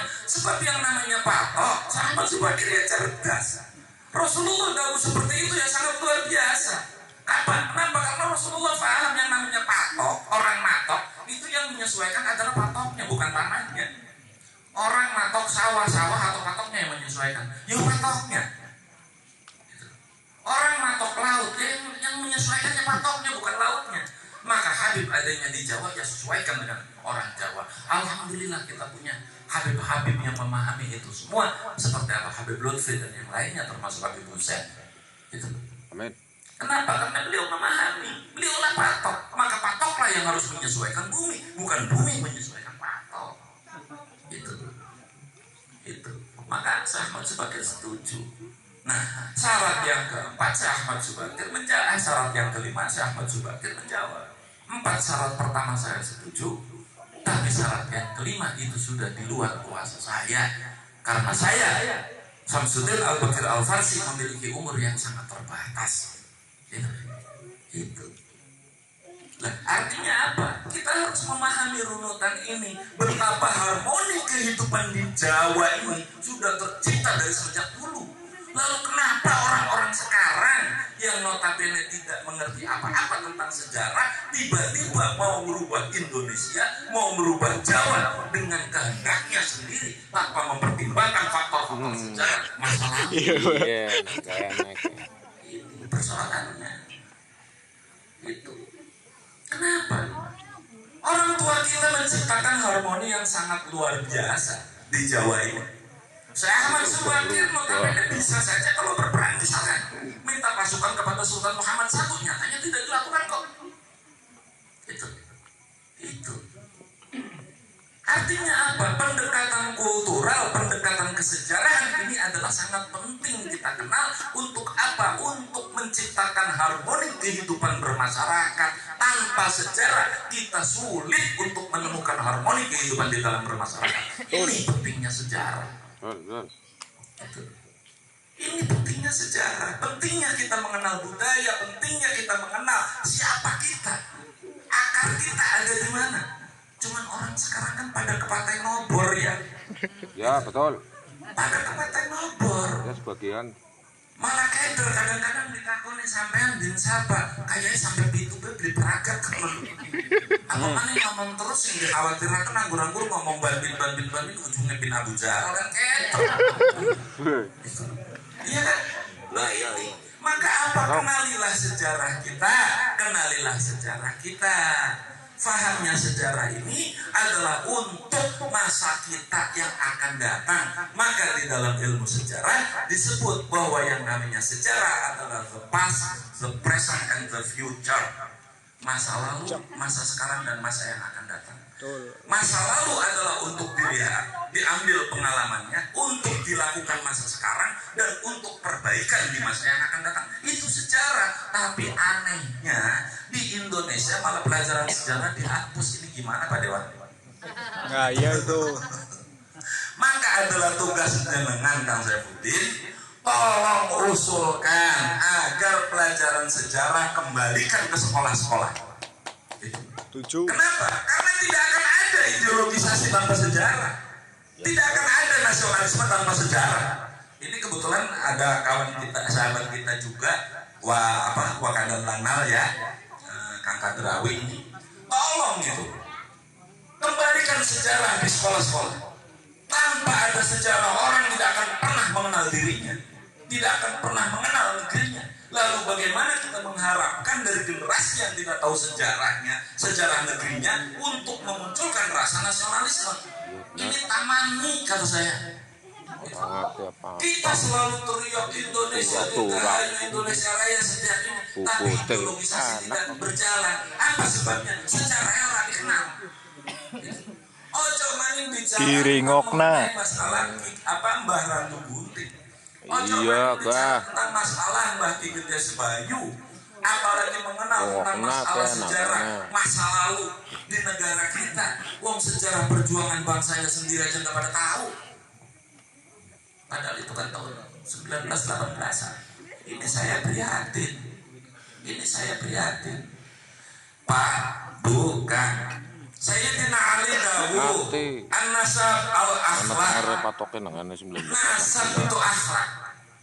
Nasab dalam arti lughawi adalah asal mula kehidupan seseorang. Di dalam arti luas itu adalah asal mula kehidupan suatu bangsa yang kemudian kita kenal dengan sejarah. Kang jare wong Jawa Purwotaksi begitu. Maka apa jangan aneh kalau kemudian orang Indonesia atau Indonesia saat ini kacau balau, generasi muda seenak terlalu mudah diprovokasi dengan hal-hal yang tidak karuan. Ini akibat mereka tidak mengenal sejarahnya. Karena tidak mengenal sejarahnya, tidak tahu sejarahnya, lupa terhadap sejarahnya, akhirnya akhlak kebangsaan hilang.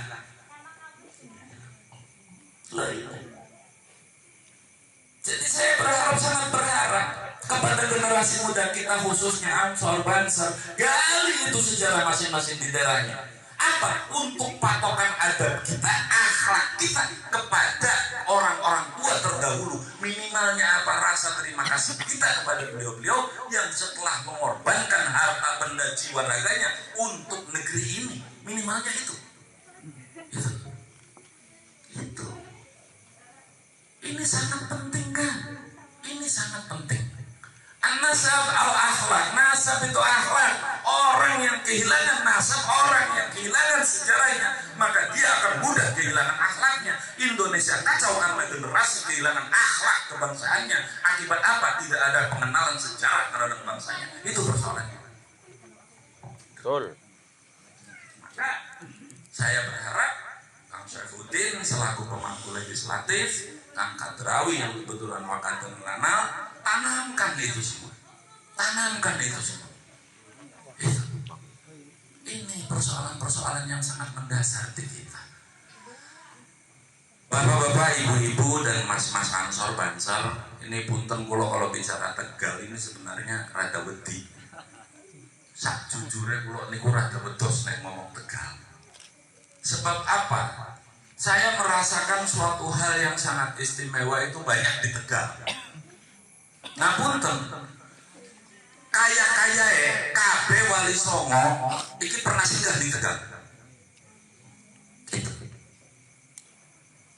Bahkan di atas Wali Sanga itu banyak wali yang kemudian singgah di Tegal. Maka jangan aneh jika kemudian di Tegal ini banyak peninggalan-peninggalan para waliullah. Ini jangan aneh. Maka tadi apa istilahnya Tegal tadi? Apa?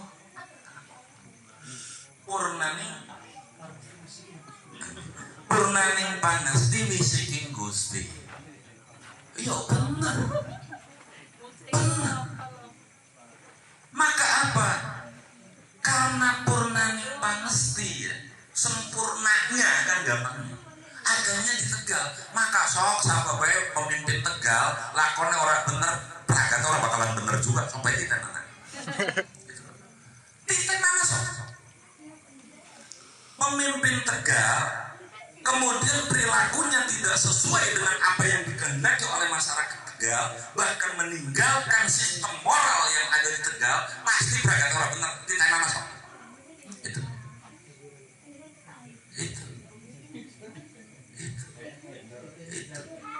Mula ketika dulu saya diminta untuk maju di Tegal, untuk maju di Tegal atau di Brebes, saya nggak mau. Saya menolak. Kenapa? Soal adab. Soal adabnya kenapa? Dulu ketika Tegal ini baru menjadi pedukuhan atau padepokan, gampangnya pedukuhan masyarakat yang sudah luas yang kemudian baru membutuhkan kepemimpinan di Tegal. Lalu seorang Ki Gede Sebayu menawarkan kepada Raden Purbaya, Purbaya gampangnya, sampean kudu dadi pemimpin ning Tegal, pemimpin pemerintahan. Apa ngomongnya Raden Purbaya? Mboten, kula niki pendatang, mokok sing paling pantas adalah Hanggawana. Kalau Raden Purbaya yang notabene pendatang saja nggak berani, ya mosok iyo si Lovawani ya sulat tapi kenemenan konon. Itu. Loh itu. Orang sekarang tidak melihat itu. Sehingga akhirnya apa? Tidak peduli dia dari mana, tidak peduli dia dari mana. Yang penting kepentingannya terpenuhi, maju saya sendiri, meninggalkan adat dan akhlak kepada orang-orang tua terdahulu. Akibatnya apa? Tukaran baik sekarang kota Tegal. Dikenal sok. Ini. Enggak. Mau ditenan. Kenapa? Kita semua orang Tegal lupa terhadap Purwadaksi. Maka dengan adanya acara sehat seperti ini, saya sangat berharap khususnya generasi muda dan wabil khusus Ansor Bansor, mari kita kembali kepada Purwadaksi kita. Apa? Wong Tegal laka-laka. Betul. Jadi Tegal laka-laka itu bukan hanya dalam konteks fisik material, tetapi mental, spiritual ini pun luar biasa sebenarnya. Cuman kenapa? Tidak pernah terungkap, itu aja. Tidak pernah terungkap atau memang tidak ada yang berani mengungkap. Ini persoalannya. Maka yuk bareng-bareng kita kembali kepada Purwadaksi kita, sambangi wong tua dulu. Kenapa? Karena itu adalah merupakan adab kita, akhlak kita kepada orang-orang terdahulu. Waktu udah nasi ngomong, wis masalah kepercayaan siapa kape orangnya beda. Apa nafsi bela, sing ngarepan ziarah kubur monggo sing beliau gak apa-apa. Apa masing-masing anak dalile kono lho. Ya, tapi saya ya ziarah kubur kalau saya sih. Gitu. Kalau yang lain gak ziarah kubur sing penting ada tukaran kono wis. Gitu. Lah itu masih lah persoalan itu. Tapi yang paling penting kita jangan melupakan sejarah. Gitu. Maka jarekan atmo jas merah, jangan sampai lupa sejarah. Bahkan sampai pula jas hijau. Itu apa? Jangan sampai lupa jasa ulama lain bodoh. Itu. Jangan hilangkan jasa ulama itu loh, jas hijau. Nah, itu ya. Mari kita kembali ke itu semua. Saya kira untuk mengenai masalah siapa Mbah Randu Gunting, saya pikir Pak Soeharto sudah jelas lah itu. Sudah jelas, ada persoalan nama ya itu kemana nanti. Karena kadang-kadang ya kayak gitulah sulit diceritakannya karena ini hal-hal yang bersifat apa? Nah, itu sifat hal-hal yang kayak gini itu sifatnya kadang-kadang apa ya? Sulit lah diceritakannya. Nantilah. Saya kira belum saatnya untuk dibuka secara umum. Itu. Mungkin begitu dari saya. Pesan saya yang terakhir, wong Tegal balikan ning Purwadaksi. Balikan ning Purwadaksi. Wis cukup apa Tegal itu karang baik bakal beli wali kota bakal beli wakil DPRD wis kaya ngono niku mulai skin yo bareng-bareng balik ning wong tua kabeh supaya kita aja sampai kehilangan adab ning wong tua. Mungkin hanya kalau kami sultan kula nyuwun pangapunten bilih wonten kata-kata ingkang salah, kula nyuwun pangapunten bilih wonten sakulisan. Kula akhir wallahu muwaffiq ila aqwamit thoriq. Wassalamualaikum warahmatullahi wabarakatuh. Waalaikumsalam warahmatullahi wabarakatuh. Apunten. Doa.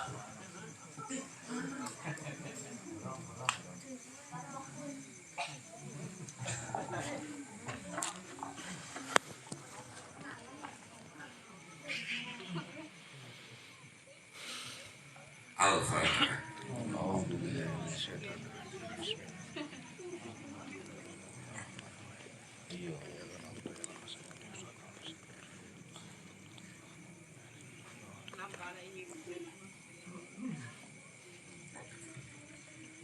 Allahumma sholli ala sayyidina Muhammad wa ala ali sayyidina Muhammad. Allahumma sholli ala sayyidina Muhammad wa ala ali sayyidina Muhammad. Allahumma sholli salatan kamilatan wa sallallahu ala sayyidina Muhammad wa husnul khatim wa yashfa'ul rahman bi wajhil karim wa ala alihi wa sahbihi fi kulli lahzatin wa nafsin wa adada kulli. Allahumma sholli ala sayyidina Muhammad wa ala alihi wa sahbihi wa sallim. Rabbana la tu'akhidhna in nasina aw akhtana. Rabbana wa la tahmil 'alaina isran kama hamaltahu 'ala alladhina min qablina. Rabbana wa la tuhammilna ma la taqata lana bih wa'fu 'anna waghfir lana warhamna anta maulana fansurna 'alal qawmil kafirin bi rahmatika ya arhamar rahimin. Rabbana atina fid dunya hasanah wa fil akhirati hasanah wa qina adzabannar wa qina adzabannar wa qina adzabannar wa adkhilna jannata ma'al abrar ya aziz ya ghafar ya rabbal alamin. Wa sallallahu ala sayyidina Muhammadin wa ala alihi wa sahbihi wasallim. Subhana rabbika rabbil izzati amma yasifun wa salamun alal mursalin walhamdulillahi rabbil alamin. Al-Fatihah.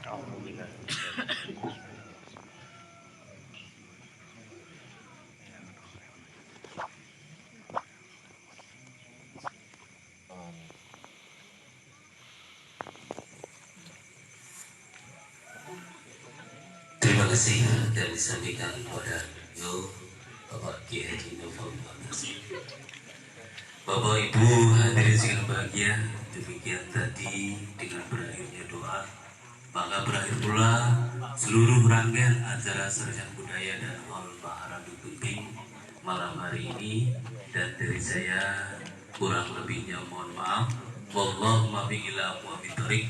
Assalamualaikum warahmatullahi wabarakatuh. Waalaikumsalam.